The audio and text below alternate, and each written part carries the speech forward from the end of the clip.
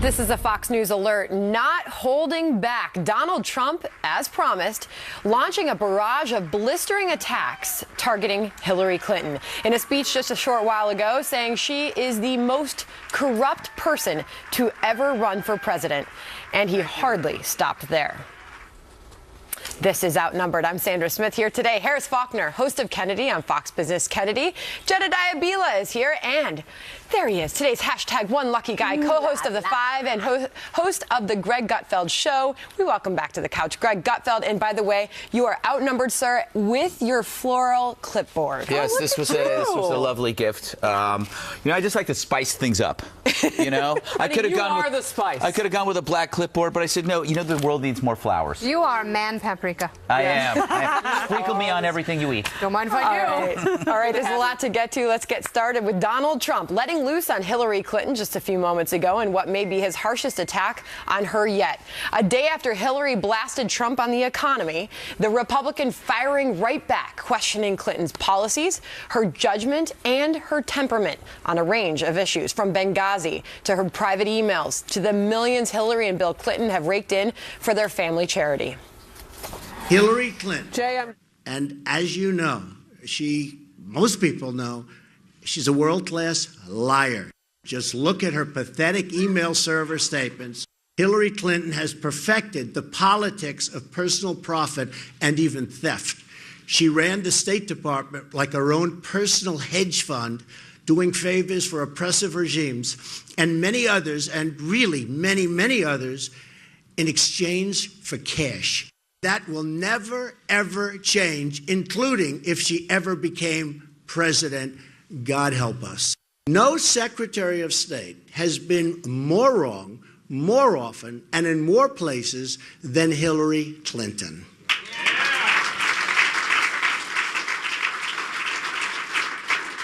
Her decisions spread death, destruction, and terrorism everywhere she touched.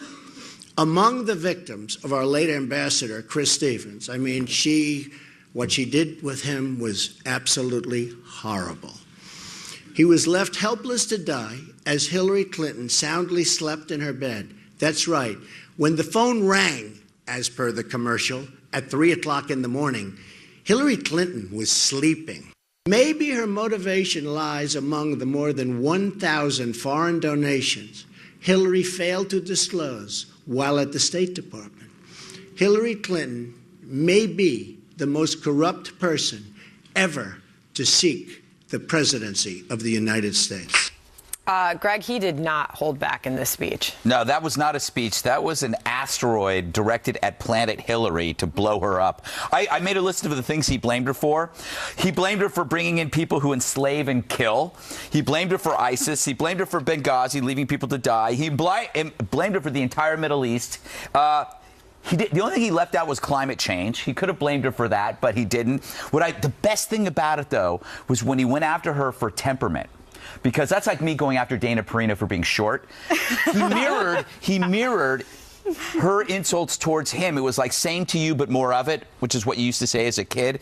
I thought it was a very strong speech. The strongest part about it, though, was the start where he was saying America first is a very important thing after 7 to 8 years of being told that we should retreat from the stage. And him coming out there and being so pro-America and saying the reason why I'm running for president, the reason why I'm here is for America. I'm not with her. I'm with you. That is an amazingly strong message. And I thought it was a very strong, he made a strong case. And Hillary gives him so much material.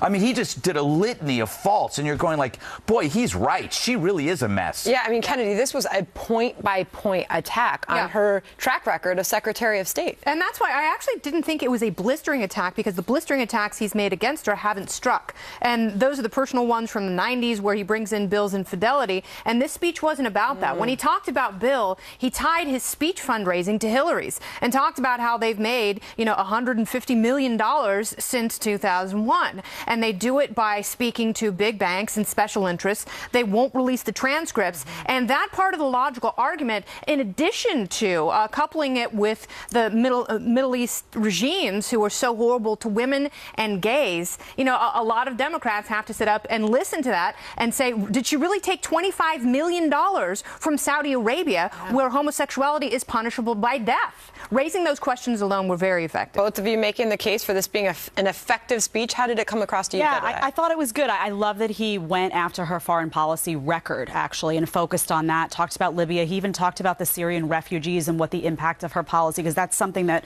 we're all talking about right now. What would the impact of bringing these people over be? This is where he's strong, I think, when he focuses on her actual policy weaknesses.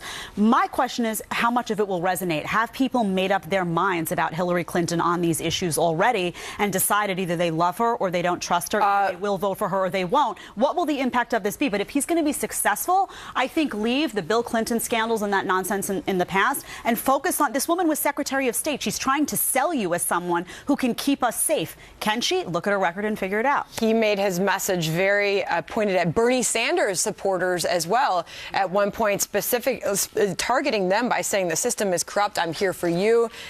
Did that work? I think that did work. I mean, I think we're still trying to figure out who the Never Clinton people are among the Bernie supporters. So maybe it's Bill. Right. Oh, goodness gracious. President Obama. For another reason entirely. Secretly. But you know what I thought was really interesting? So we're seeing this answer back between the two of them now. She spoke during this hour yesterday, and now you've got an answer back. Remember what she was trying to basically say, to paraphrase it, is this guy's crazy. Mm-hmm. She was trying to marginalize him. This answer back was not on that personal level. And it got personal when he said, she wants you to be with her, I want to be with you. Yeah. That really spoke to the likability about her. I mean, I think it went personal without having to get nasty, but what's really critical for him is that he actually took the high road where she said she was going to be driving on. And we all know there's not a lot of people on there.